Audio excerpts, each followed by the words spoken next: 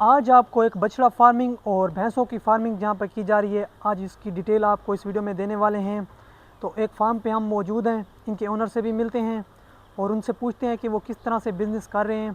आप हमारे YouTube channel Pakistan Agrovet को ज़रूर सब्सक्राइब करें और वीडियो स्टार्ट करते हैं जी। सबसे पहले आप अपना छोटा सा तारुफ करा दें। मेरा नाम मोहम्मद दानिश है और मैं जलालपुर पीर वाला रोड के साथ इकरामबाद छोटा सा स्टॉप है, वहाँ पर रहता हूँ और ये हमारा ये छोटा सा बिज़नेस है, इसमें लगे रहते हैं। सही है।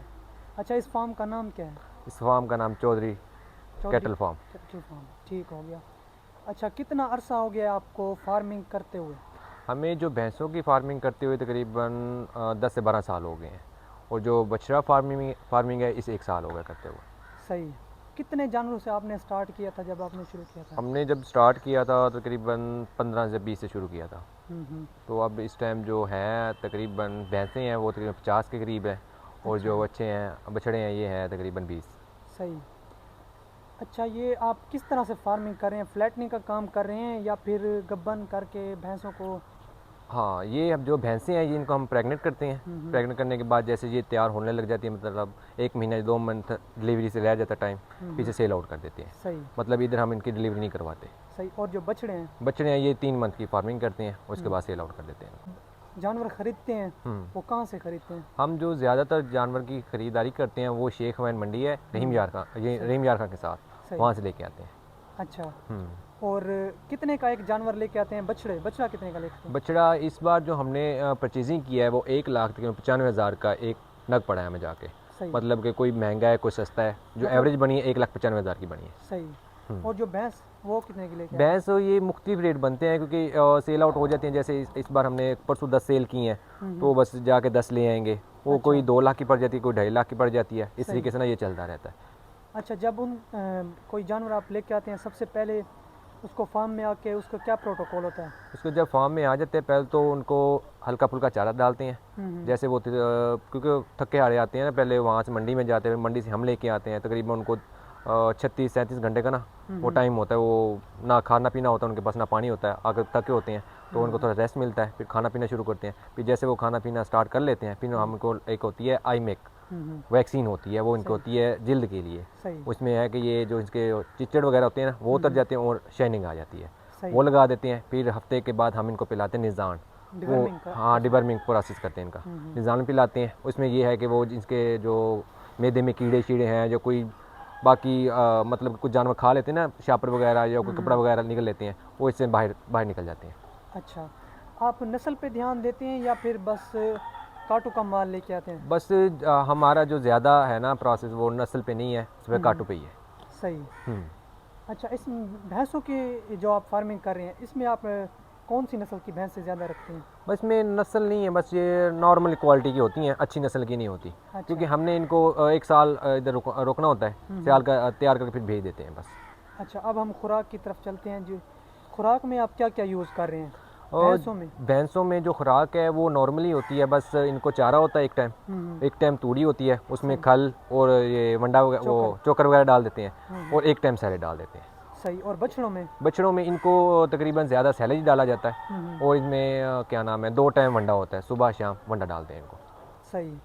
खुराक के बाद अब जैसे आप एक जानवर लेके आते हैं उसको कितने मंथ खड़ाते हैं? जैसे भैंस हैं, इनको कितने मंथ खड़ाएंगे आप? ये तकरीबन 9 से 10 मंथ तक तकरीबन ये इनको रोकना पड़ता है हमें। जब कुछ होती हैं जो प्रेग्नेंट होके आती हैं, कुछ यहाँ पर होती हैं, जो यहाँ पर होती हैं उनका थोड़ा प्रोसेस लंबा हो जाता है, जो पीछे से होके आती हैं उनका प्रोसेस कम हो जाता है। बस यही होता है इनका। अच्छा, जिस तरह से आपने बछड़ा फार्मिंग भी बनाया हुआ है और भैंसों का फार्मिंग बनाया है, आपको इनमें सबसे ज़्यादा प्रॉफिटेबल बछड़ा फार्मिंग लगता है? क्योंकि ये 3 मंथ का प्रोसेस है, ये ज़्यादा लंबा प्रोसेस है। ये लंबा प्रोसेस है। इसमें पैसे आ जाते हैं 3 मंथ के बाद, इसमें कुछ अर्सा रहना हाँ, पड़ता इसमें तकरीबन 9-10 मंथ मस्ट है। तो आपको इसमें ज़्यादा फ़ायदे वाला काम कौन सा लगता है? इसमें फ़ायदेमंद एक तो है ना, हिसाब ज़्यादा हमने किया नहीं है। इसमें यह है कि बछड़ी की फार्मिंग है, ये क्विकली है, मतलब कि 3 मंथ बाद सेल किए, जो पैसे वगैरह उस टाइम हाथ में आ गए। ये है जैसे 2 तैयार होंगी तो वो सेल होगी, 10 तैयार होंगी वो सेल होगी, एक दफ़ा सारा फार्म खाली नहीं होता। बस इस लिहाज से चलते रहते हैं। सही।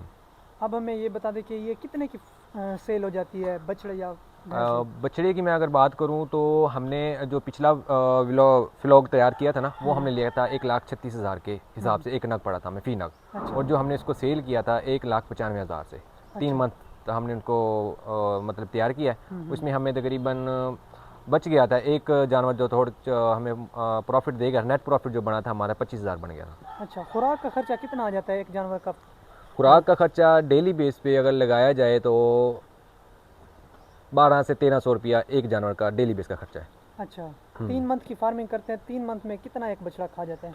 3 मंथ की फार्मिंग करते हैं तो ये तकरीबन ज़्यादा नहीं तो 30।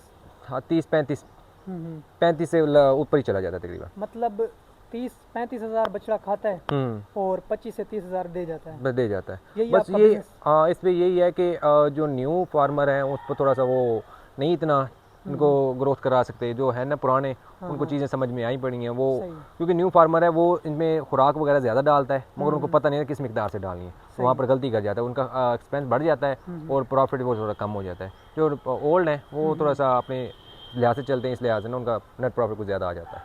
सही। अब हमें ये बता दें कि छोटी सी कोई एडवाइस दे दें जो न्यू फार्मर अगर फार्मिंग स्टार्ट करना चाहे, ये कैसा बिजनेस है और कितने जानवरों से स्टार्ट करना चाहिए और शेड पे कितना खर्चा लगाना चाहिए? शेड जो आपने ये शेड बनाया इस पे कितना खर्चा आया?